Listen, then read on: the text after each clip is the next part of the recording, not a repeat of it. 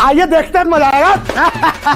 अभी मजा आएगा ना भिड़ो। सबसे पहली बात मैं जानना चाहती हूँ कि अगर फाइनल अंडरस्टैंडिंग नहीं हुई थी, जिसका हवाला दिया पीयूष गोयल जी ने, तो ये इतने आनंद फानंद में आधी रात को लुक छिप कर ट्रेड डील करने की आवश्यकता क्या थी? हम 0% टैरिफ लगाएंगे अमेरिका पर, और अमेरिका का कपास, अमेरिका का चावल, अमेरिका की दाल, अमेरिका का दूध, अमेरिका के नट्स, बादाम, अखरोट, अमेरिका के फल बिना किसी टैक्स के हमारे बाजार में आएंगे। हम 18% हमारे किसान टैक्स देंगे। तो ये रात के अंधेरे में किसानों के हक को अमेरिका की मंडी में नीलाम करने के लिए टैरिफ उत्सव मनाया जा रहा है क्या? और देखिए, अंधभक्तों का तो कुछ नहीं है, उनको तो एक जुमला छोड़ दीजिए और वो ट्रेड डील करते रहेंगे। आपकी कूटनीति की वजह से तो बढ़ा होगा ना, और घटा भी कितना है? तो 18% में फिर भी आप खड़े हैं। तो हमारा देश का नुकसान है फायदे में जानना चाहता हूं। फरवरी से लेकर आज तक की बात मैं पूछना चाहता हूं। फरवरी में तो हम देते ही 3% ना, 3% से कम, अब 18% क्यों देंगे? शिवराज सिंह चौहान कहां है? कृषि मंत्री हैं देश के, क्या उन्होंने ये बताया कि किस तरीके से सुरक्षित किया जा रहा है कृषि के क्षेत्र को, जो कि बार बार आप कह रही हैं कि मोदी जी कहते थे? अरे मोदी जी तो ये भी कहते थे कि 15 लाख रुपए आएंगे, 2 करोड़ नौकरियां मिलेंगी, बुलेट ट्रेन चलेगी, 100 स्मार्ट सिटी बनेगी, रुपया डॉलर 40 का हो जाएगा, तेल 40 का हो जाएगा, रुपया डॉलर बराबर का हो जाएगा। उनमें से तो कुछ भी नहीं हुआ। A few moments later. मालिक वो देखो। अब आप ही के पास आते हैं। एक ट्रेंड दिख रहा है। डोनाल्ड ट्रंप कहते हैं India is a dead economy, तुरंत उसका एको विपक्ष के नेता सदन करते हैं कि भाई India is a dead economy, वो सही कह रहे हैं। आखिर क्या वजह है? और अब जब ट्रंप ने ही टैरिफ लगाया था एक्स्ट्रा, अब ट्रंप ने ही टैरिफ घटा दिया है, 18% हो गया है, कब हो गया ये? तो ये तो खुशी की बात होनी चाहिए व्यापार के नजरिए से। अंजना जी, कई सवाल यहाँ पर आए, सबका सिलसिलेवार तरीके से जवाब दूंगी, पर अपनी बात ये कहकर शुरू करना चाहती हूँ कि विपक्ष की नाव छोटी ही सही, लहरों से टकराती तो है, और मोदी सरकार के पास उपलब्धियों के नाम पर कुछ हो ना हो, मोदी जी की 56 इंची छाती तो है। अपने घर जाना है। तो सवाल तो बहुतेरे थे। पीयूष गोयल जी की प्रेस वार्ता में जवाब कितने आए वो आपने भी सुना, मैंने भी सुना। सबसे पहली बात मैं जानना चाहती हूँ कि अगर फाइनल अंडरस्टैंडिंग नहीं हुई थी, जिसका हवाला दिया पीयूष गोयल जी ने, तो ये इतने आनंद फानंद में आधी रात को लुक छिपकर ट्रेड डील करने की आवश्यकता क्या थी? और सीज फायर की तरह इस ट्रेड डील की भी घोषणा ट्रंप द्वारा की जाने की क्या आवश्यकता थी? ये फर्स्ट मूवर एडवांटेज हमेशा भारत के ऊपर अमेरिका को क्यों मिल रहा है? यही नहीं, अभी और सुनिए। इसलिए मिल रहा है कि मोदी जी जो गलबैया लग रहे थे और डोनाल्ड ट्रंप कर रहे थे, अब की बार ट्रंप सरकार की बात कर रहे थे, इस पूरी प्रेस वार्ता में अंजना जी राहुल गांधी जी को कोसने के अलावा, मोदी जी का महिमा मंडन करने के अलावा, मोदी जी और ट्रंप की कितनी अच्छी दोस्ती है इसका वर्णन करने के अलावा, क्या पीयूष गोयल जी ने यह बताया कि अटल बिहारी वाजपेयी जी के समय पर अमेरिका ने हम पर टैरिफ लगाया था 3.31%। फिर इंडो न्यूक्लियर डील होती है मनमोहन सिंह जी के समय पर, वो टैरिफ और घट जाता है, वाह क्या सीन है, 2.93% हो जाता है। तो आज टैरिफोत्सव किस लिए मन रहा है कि जो 2.93% था वो 18% हो गया? आज टैरिफोत्सव किस लिए मन रहा है कि जो भारत और रूस के स्ट्रैटेजिक रिलेशंस थे उनको धता बताकर अब वेनेजुएला और अमेरिका से तेल खरीदने के लिए भारत को मजबूर कर दिया गया।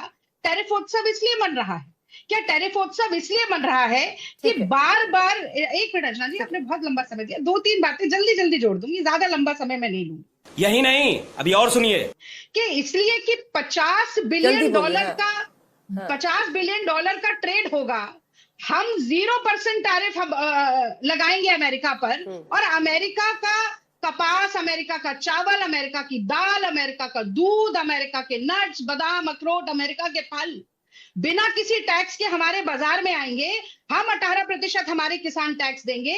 तो ये रात के अंधेरे में किसानों के हक को अमेरिका की मंडी में नीलाम करने के लिए टैरिफ उत्सव मनाया जा रहा है क्या? शाबाश, तू समझा? हाँ। नहीं, तू समझा नहीं। और देखिए, अंधभक्तों का तो कुछ नहीं है, उनको तो एक जुमला छोड़ दीजिए और वो ट्रेड डील करते रहेंगे। आज देश के वाणिज्य मंत्री अगर ये नहीं बता पाए कि ट्रेड डील किस तरह से राष्ट्र हित में है, अगर वो ये नहीं बता पाए कि क्या क्या फायदा होने वाला है, अगर वो ये नहीं बता पाए कि किसानों के अधिकारों को सुरक्षित किस तरह से किया गया है, तो मैं समझती हूं कि ये आनंद फानंद में की गई ट्रेड डील एक डाइवर्जनरी स्ट्रैटेजी है। बात तो सही है। यही भारतीय जनता पार्टी से मैं पूछना चाहता हूं, कभी ट्रंप साहब को तो अपना साथी बताती थी भारतीय जनता पार्टी, बड़ी तारीफ करती थी, बीच में कुछ दिन के लिए ट्रम्प साहब के लिए क्या क्या बोलने लगी थी, अचानक ट्रम्प साहब फिर अच्छे हो गए थे। इनकी समझ में नहीं आता। हम तो शुरुआत से विपक्ष एक ही बात कह रहा है कि राष्ट्र हित की बात होनी चाहिए। 2024 में क्या अगर 100 रुपए की चीज इंडिया में थी तो 3 रुपए से अगर मान लिया जाए तो कम टैरिफ था। अमेरिका में 103 रुपए की बिकती थी। आज अमेरिका में वही 100 रुपए की चीज 118 रुपए में बिकेगी। तो आपसे पूछना चाहता हूं कि ये जो टैरिफ बढ़ा तो ये तो बीजेपी की सरकार में बढ़ा है ना 18%, इसके पहले तो नहीं था। पकड़े हैं। अब अभी इन्हीं की बात मान लिया जाए और बिल्कुल सच भी है कि ऑयल की कीमत, अब रसिया के पास जो ऑयल हम जब भी लेते हैं $60 प्रति बैरल के हिसाब से रसिया तेल बेचता है। आप मार्केट से खरीदेंगे तो $70 से $80 प्रति बैरल मिलेगा। और वेनेजुला की जो बात कर रहे हैं, वेनेजुला का जो तेल होता है वो बेसिकली हार्ड होता है। उसको जब इंडिया में आके रिफाइन करेंगे तो उसकी कॉस्ट बढ़ती है और ये कॉस्ट और ज्यादा होगी। तो क्या हम ये महंगा तेल खरीदने के लिए तैयार हैं अमेरिका के कहने की वजह से? फिर आप बार बार अपनी पीठ थपथपा रहे हैं। तो यूरोपियन यूनियन और जापान में देखो, उन्होंने 15% का टैक्स लगाया, हमारे ऊपर 18% क्यों? भाई इसके पहले होते 10% पे ले आते, फिर 18% क्यों? तीसरा, जनता को आप मूर्ख समझना बंद कर दीजिए।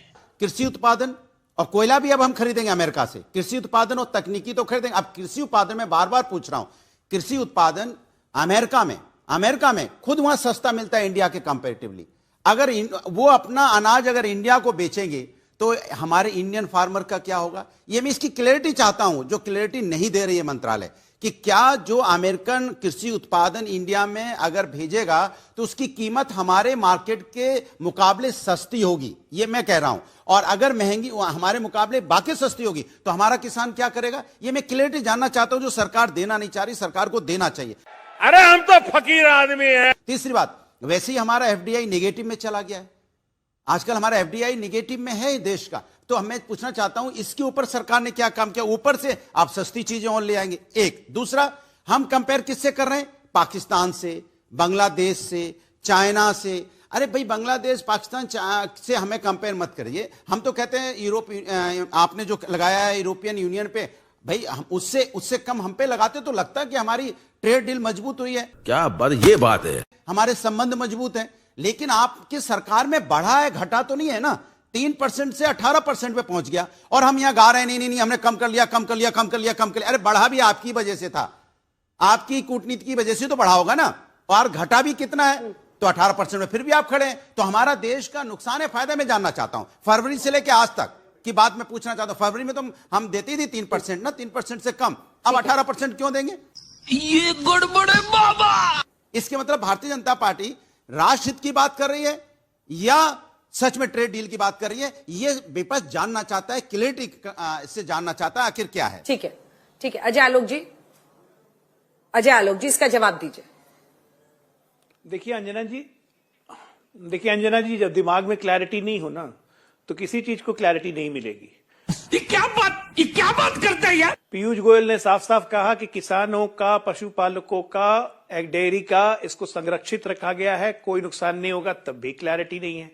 दूसरी बात ये कह गए कि भारतीय जनता पार्टी के सरकार में 18% बढ़ा। अरे गुरुदेव, भारतीय जनता पार्टी 18% नहीं लगाई है। भारतीय जनता पार्टी ने 18% नहीं लगाया है, ट्रम्प सरकार ने 18% लगाया है।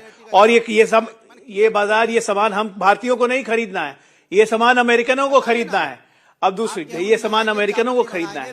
अब मैंने अपने ओपनिंग स्टेटमेंट में भी कहा, आप बीच में बोलना बंद करेंगे तब तो, आप बीच में बोलना बंद करेंगे तब तो कोई कुछ बोलेगा। आपको बीच में बोलने की आदत है, बीमारी है, वर्बल डायरिया है आपको। अभी बदत है भाई, अभी बदत है। कोई उठ के पहले ट्रम्प ये कह रहे थे कि ट्रम्प क्या बुराई कर रहा है। किसने बुराई की ट्रम्प की? हम तो हमेशा कहते हैं कि हमें तो रिश्ता अच्छा चाहिए। बोला मत बुलवाइए आप। क्या मक्का नहीं आता? में क्या क्या बोला गया है ट्रम्प साहब के लिए? दाल नहीं आता था, मसूर दाल नहीं आती थी अमेरिका से पहले। आप लोग क्या क्या बोलते थे? मसूर दाल नहीं आती, बोलने लग जाते हो और फिर से दूसरे दिन बीजेपी ने कुछ नहीं बोला। ये आप लोग की कहानी है। अरे हमारी कोई कहानी नहीं है। राष्ट्र की बात करते हैं तब भी राष्ट्र के साथ खड़े थे, आज भी राष्ट्र के साथ खड़े हैं कि हमें जहां जब ट्रेड डील पे टैरिफ लगा हमें किसी तो के ट्रम्प करने लगे। अरे कैसा चमन जैसा बात करता है। अग्नि जी, ये सपना अब विपक्ष के दरवाजे तक पहुंचते पहुंचते इतना धूमिल क्यों हो जाता है? मेरा प्रश्न आपसे यह है कि हर मुद्दे पर यही बोला, मतलब आप लोग ये भी क्रिटिसिज्म कर रहे हैं कि रशिया से उसके दबाव में तेल नहीं खरीद रहे, अब वहां से खरीद रहे हैं, वेनेजुएला से। अरे भारत के लिए जहां से सबसे सस्ता तेल मिलेगा वो भारत खरीदेगा। ना हमने रशिया से कोई कॉन्ट्रैक्ट साइन किया कि भाई हम तो तुम ही से खरीदेंगे आजीवन, ना हमने वेनेजुएला से, ना हमने ईरान से, ना हमने किसी भी देश से। जहां से हमें सस्ता तेल मिलेगा और अवेलेबिलिटी होगी, ये तो भारत सॉवरेन के तौर पर डिसाइड कर सकता है ना। जहां पे हम हमारे हित, अगर डील स्ट्राइक करना है, हमको यहां से फायदा हो रहा है, हम वहां पे खरीदेंगे। इसको लेकर भी मतलब कि तेल कहां से खरीद रहे हैं, इतना बड़ा इशू क्यों बन रहा है? अभी बदत है भाई, अभी बदत है। अंजना जी, अगर ये हम यूनिलैटरली और सार्वभौमिक तरीके से डिसाइड कर रहे होते कि राष्ट्रहित में है जो है हम वही करेंगे, तो मेरे ख्याल से आज चर्चा की कोई जरूरत ही नहीं पड़ती। अमेरिका के दबाव में कर रहे हैं, चाहे वो सीज फायर हो या ट्रेड डील हो, समस्या यही है। आपके सवाल पर आने से पहले बस मैं ये कहूंगी कि मुझे बहुत अच्छा लगा कि 12 घंटे का जो टाइम डिफरेंस है भारत और अमेरिका के बीच में, वो आपने इतने मुस्कुराकर बताया, और इस पूर्वानुमान के साथ कि शायद हम लोगों को वो मालूम ही नहीं। पर मैंने ये कहा कि रातों रात बिना फाइनल अंडरस्टैंडिंग के ये घोषणा अगर अमेरिका की तरफ से होती है, और इसलिए कहा क्योंकि ट्रंप ने ये भी कहा कि मोदी जी के अनुरोध पर, उनकी रिक्वेस्ट पर ये किया गया, गजब बेइज्जती है। तो ये एक सवाल बनता था। अब मैं हरदीप पुरी जी जो पेट्रोलियम मिनिस्टर हैं, उनका एक कोट मैं सुनाना चाहती हूँ, जो अभी 2-4 महीने पहले का ही है। एक इंटरव्यू में उन्होंने लिखा, और मैं ये कोट कर रही हूँ, India did everybody a favour. If India hadn't bought Russian oil, global oil price would have gone up to $200 for everyone. Unquote. वो बता रहे हैं कि रशियन ऑयल खरीदने के अलावा कोई विकल्प ही नहीं है हमारे पास। भारत के साथ ये डील करने से अमेरिका और खासतौर से रूरल अमेरिका को फायदा होने वाला है कृषि के क्षेत्र में। शिवराज सिंह चौहान कहाँ हैं? कृषि मंत्री हैं देश के, क्या उन्होंने ये बताया कि किस तरीके से सुरक्षित किया जा रहा है कृषि के क्षेत्र को, जो कि बार बार आप कह रही हैं कि मोदी जी कहते थे? अरे मोदी जी तो ये भी कहते थे कि 15 लाख रुपए आएंगे, 2 करोड़ नौकरियां मिलेंगी, बुलेट ट्रेन चलेगी, 100 स्मार्ट सिटी बनेंगी, रुपया डॉलर 40 का हो जाएगा, तेल 40 का हो जाएगा, रुपया डॉलर बराबर का हो जाएगा। उनमें से तो कुछ भी नहीं हुआ। अरे हम तो फकीर आदमी हैं।